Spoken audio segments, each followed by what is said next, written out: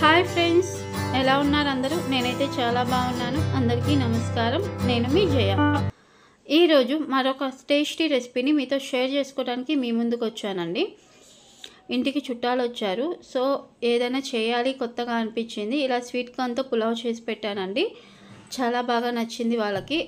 First time వాళ్ళు నా చేతి వంట రుచి చూశారు.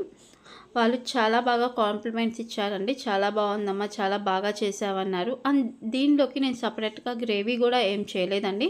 రైతాతో సర్వ్ చేశాను. బట్ చాలా ఇష్టంగా తిన్నారు. మీరు కూడా ఒకసారి ట్రై చేసి నాకు ఎలా కుదిరిందో కామెంట్లో చెప్పండి.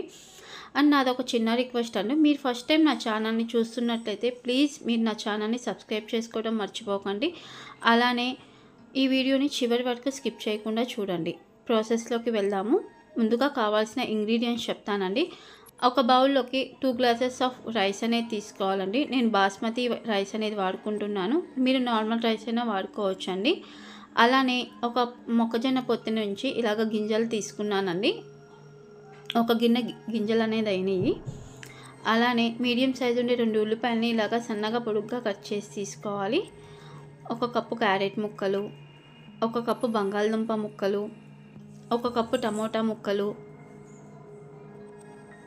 ఒక 3 పచ్చిమిర్చిని సన్నగా పొడుగ్గా కట్ చేసి తీసుకోవాలండి.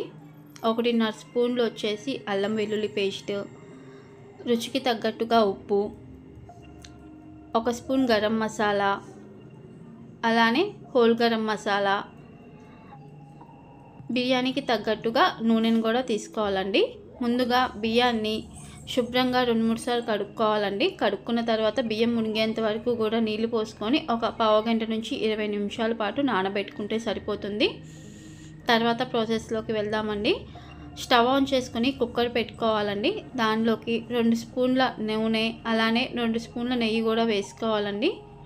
నెయ్యి వేయటం వల్ల చాలా బాగుంటుంది ఫ్లేవర్ అనేది. నెయ్యి మీ దగ్గర ఉంటే వాడుకోవచ్చండి, ఆప్షనల్ అది. నెయ్యి వేడెక్కినాక హోల్ గరం మసాలా వేసుకోవాలండి. బిర్యానీ ఆకు, ఒక మరాఠీ మొగ్గ, యాలుకలు, అనాస పువ్వు, లవంగాలు, మిరియాలు, 1 స్పూన్ షాజీరా, సన్నగా పొడుగ్గా కట్ చేసుకున్న పచ్చిమిర్చి ముక్కలు కూడా వేసుకోవాలండి. ఇలా అన్నీ వేసుకొని ఒక 2 నిమిషాలు తిప్పుకున్న తర్వాత అందులో మనం కట్ చేసుకున్న ఉల్లిపాయ ముక్కలు కూడా వేసుకోవాలి. ఉల్లిపాయ ముక్కలు ఒక 5 నిమిషాలు కలుపుకుంటే తొందరగా వేగుతాయండి. ఇలా ఒక 5 నిమిషాల పాటు ఫ్రై చేసుకున్న ఉల్లిపాయ ముక్కల్లో 1.5 స్పూన్లు అల్లం వెల్లుల్లి పేస్ట్ కూడా వేసుకోవాలండి. అల్లం వెల్లుల్లి పచ్చివాసన పోయేంత వరకు వేపుకుంటే సరిపోతుంది. ఒక 5 to 6 మినిట్స్లో అల్లం వెల్లుల్లి పచ్చివాసన పోతుందండి.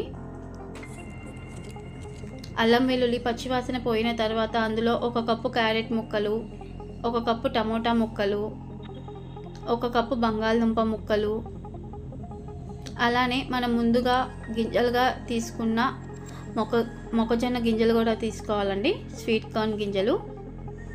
వీటన్నిటిని కూడా బాగా కలుపుకోవాలి.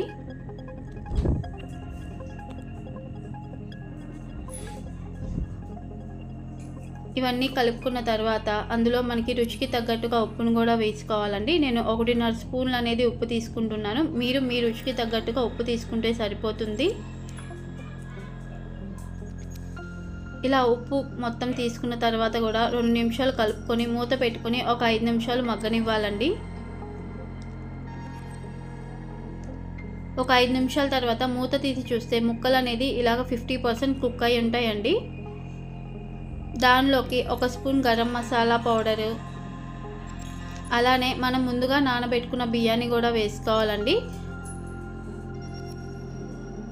నానబెట్టిన బియ్యంలో నీళ్ళు మొత్తం వంపేసుకొని బియ్యం మాత్రమే తీసుకోవాలండి. ఇలా బియ్యం మొత్తం వేసుకున్న తర్వాత 1కి 2 సార్లు మెల్లగా కలుపుకోవాలండి. మరీ గట్టిగా కలపొద్దండి, రైస్ అనేది మధ్యలో బ్రేక్ అవుతాయి. ఇలా నిదానంగా కలుపుకోవాలి. ఇలా కలుపుకున్న తర్వాత బియ్యానికి తగ్గట్టుగా ఎసరు పోసుకోవాలండి. నేను 2 గ్లాసుల బాస్మతి బియ్యానికి 2.5 గ్లాసులు నార్మల్ వాటర్ అనేది తీసుకుంటున్నానండి.